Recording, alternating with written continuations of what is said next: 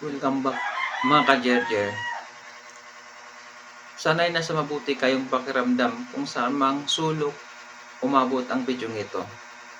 For today's video mga ka-Jerjer ay tuturuan ko kayo kung paano gumawa ng kulungan o cage. At tuturuan ko rin kayo mga ka-Jerjer kung anong gamit ang ginagamit ko sa paggawa ng kulungan ng manok o cage. Ganito ka-Jerjer ang magandang gamit na paggawa ng kulungan. Ito ang tawag nito mga ka-Jerjer ay kids clamp pliers o hog ring pliers. Dalawang tawag nito mga ka-Jerjer kung gusto nyong bumili ng ganito. Ito mga ka-Jerjer maganda to kasi hindi siya kinakalawang. At saka matibay ito mga ka-Jerjer kasi ano siya, stainless. Tawag nito ay cage clamp pliers. Ngayon mga ka-Jerjer, tuturuan ko kayo kung paano paggamit nito. Ito ba, para siyang pliers mga ka-Jerjer, diba? Para siyang pliers. Pliers, diba? Tapos, may ano siya, slalim, may spring. Hilain mo lang ito mga ka-Jerjer kung gusto mong lagyan siya ng bala. Lagyan natin siya ng ano. Ito mga ka-Jerjer, ang laki ng ano niya. Laki ng bala niya, diba? Diba ang laki? Tapos, i-ano lang natin siya. Diba yung blue sa ilalim, may spring doon siya, spring niya dito sa ilalim. May blue sa ilalim, diba? Ayan, hilain natin siya, ganyan. Tapos, ito, yung ano niya, bala niya ito. Saka natin siya ilagay. Tagilid lang siya natin siya, diba? Tapos, idiin, ayan na. Napasok na, ayan o. Tapos, ayan. Tapos, bitawan na natin yung blue. Ayan na siya. Ito mga ka-Jerjer, maganda to sa pag gumawa ka ng kulungan ng manok.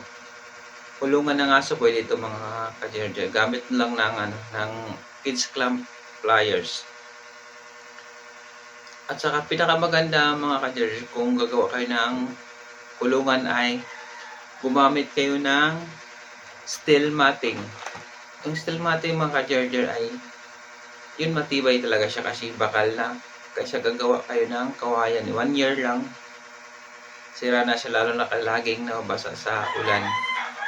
Pag steel matting naman mga ka-Jerjer, kung gumawa kayo, maaari nyo rin siyang pinturahan para maganda-ganda yung kulay niya or matagal-tagal siya masisira kasi bakal na yun. Ganito mga ka-Jerjer, paggamit nitong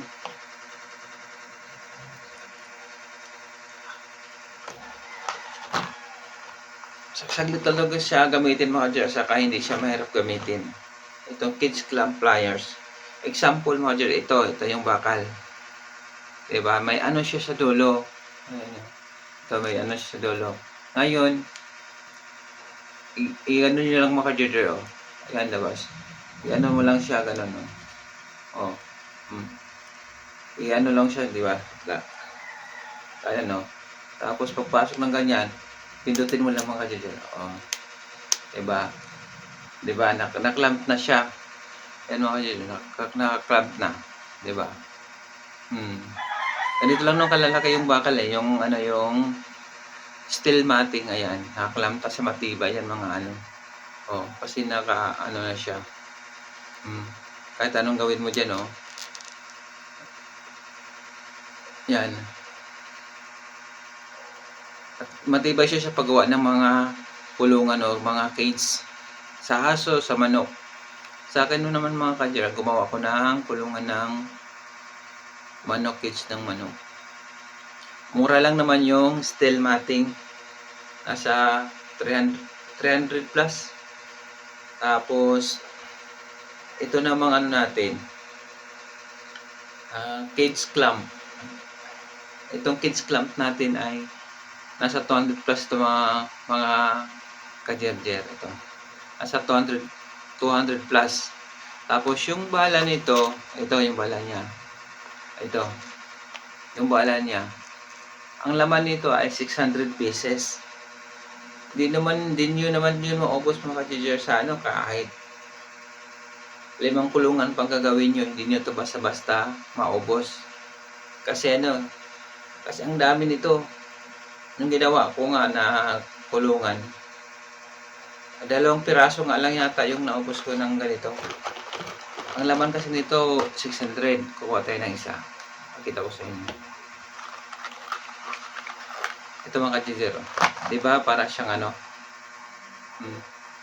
malaki siya. Ito naman yung niya, pliers niya. Diba? Yan. Pwede nyo siyang lagyan ng 2. Yung bala niya, 2. 2 yung ilagay nyo. Tapos, pag ilagay nyo dito, tagal-tagal nyo na yung maubos kasi kada clamp nyo,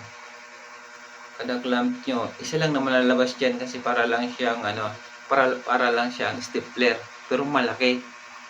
Hindi siya kinakalawang kaya matibay talaga. Ngayon mga ka-charger, mabibili lang to mga ka-charger sa TikTok, Lazada, o sa mga platform na nag-ano ng mga naghalap ng mga ganito. Meron to mga ka-charger. Type nyo lang yung Kids Clamp Pliers o Hug Ring Pliers. Ulitin ko mga ka-charger type nyo Kids Clamp Pliers o Hug Ring Pliers. Lalabas na to. Ito, matibay ito at saka hindi siya kinakalawang. Kaysa gagawa kayo, bibili kayo. Mas maganda yung bumili kayo ng ganito tapos gawa na lang kayo ng cage or kulungan ng manok o kulungan ng aso. Basta gamit lang kayo ng ganito, saka gumamit kayo ng steel matting para matibay. Kasi pag steel matting ginagamit nyo, tapos ito ang gagamitin nyo sa pag-clamp, kahit na upuan pa nyo yung steel matting na ginawa nyo kulungan, kahit upo pa kayo doon, hindi yun madaling masisira kasi matibay naman siya. Ang gawin nyo lang sa steel matting, gugupitin nyo lang siya, tapos hulmahin mo siya ng kulungan, saka i-clamp sa gilid-gilid. Ganito lang diba pag i-clamp nyo pasok nyo lang dito sa nito yan, pagpasok nyo lang ganyan, pindutin nyo lang. Ayun na mga ka-jizero, diba? Ganun siya kaganda na siya, saka hindi siya na madaling masisira, diba? Ganito lang naman kalaki yung steel matting, di ba kataba? Tapos ngayon naipit na siya Ganito yung ginagamit ko sa paggawa ng cage, kulungan ng manok. At pakita ko mamaya mga ka-jizero yung nagawa kong kulungan. Yun, matibay talaga kahit upuan pa siya. Hindi siya masisira, madaling masira kasi ginagamitan ko ng ganito. Kaysa gagawa ka ng kulungan na kawayan. Gumagawa ako ng cage ng kawayan sa probinsya para sa manok. Pero 1 year lang, saglit lang siyang masira. Kaya itong ginagamit ko, tsaka steel matting, matibay at sa hindi siya madaling masira. Pipinturahan mo lang siya. Bili ka lang ng anong gusto mong kulay ng pintura. Sa kanya pipinturahan para matagal siyang masira. Kahit maulan ng mabasa. Lagyan mo lang siya ng bubong sa taas. Hindi siya agad-agad masisira kasi gumamit na kayo ng steel matting o bakal para matibay. Kaysa bibili kayo kawayan ulit. Saka kung bibili kayo ng tapos na, pwede naman kung bibili kayo ng case na buo na. Yung may pero may kamahalan lang siya, maliit lang. Pero mas maganda pag gumawa kayo ng sarili yung cage. Mas makamura ka, makatipid kayo. Lang yun, magkano lang naman yung steel matting, saka ito 200, may libre na siyang bala na 600 dito. 600 pieces na ganito yung libre niya na bala, di ba? Para siyang stapler pero matibay, stainless na siya. Kaya pang gagawin nyo, bili na kayo na ganito guys. Mas maganda to mga ka-jizero. At saka mas matibay to kaysa gagawa kayo ng kawayan. Ito mabibili nyo lang to sa Lazada, sa TikTok o sa Kahit sa Shopee meron to. I-type nyo lang yung ano, yung kids clamp pliers or hog ring pliers. Dalawang tawag nila nito. Kids clamp pliers o hog ring pliers ito. Gaano kadami, di ba? Sobrang dami yung laman niyang bala. Nasa ano, 600 pieces. Yung 600 na yun, kahit nga 100 pieces, hindi mo maubos. Dalawang ganito lang, kaya mo na yung buuhin yung cage o kulungan ng kalapate, kulungan ng manok, aso. Pwede kang gumawa ng ganito gamit lang yung ano, steel matting. Sa uling video nito guys, papakita ko sa iyo na buo cage. Gamit lang to. Ganito katibay siya, di ba? Di ba? Oh. Ganito katibay. Example lang to, yung kung ito yung steel matting mo. Tapos naklamp mo na siya, di ba? Diba, ganun siya katibay. Hindi siya madaling saglit lang siya, madali lang siyang sundan kung paano gamitin. Ayan. 'Di ba? May ano siya dito. Yan. Ano niyo lang yung dalawang ano, 'di ba? Pag dalawang bakal lang ano, steel matting. Habang niyo ipitin, no? Oh, pag ipit niyo, ayun na. 'Di ba? Nakaklamp na siya. Maayos siya. Saka hindi siya madaling pumasira mga kajerjer. Sa dulo mga dyan, papakita ko sa inyo yung ginawa ko. Maganda siya at saka hindi siya madaling masira, matibay talaga siya. Ay mga kajerjer. Isa lang binili ko nito mga kajerjer, pero ano, napindot ko yata ng dalawang beses, kaya dalawa yung dumating sa akin. Yung isa ginamit ko na sa probinsya. At paggawa ko ng cage, kaya ito. Subukan nyo ito mga kajerjer. Hindi kayo magsisisi, 100% ano to, matibay at saka hindi siya kalawangin dahil stainless na yung gamit nila, yung bala niya. Ito, maganda to mga kajerjer, pwede yung ano to.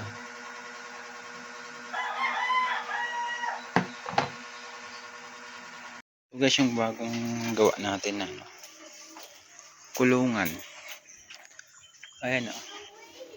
Tapos na. Bagong gawa na kulungan.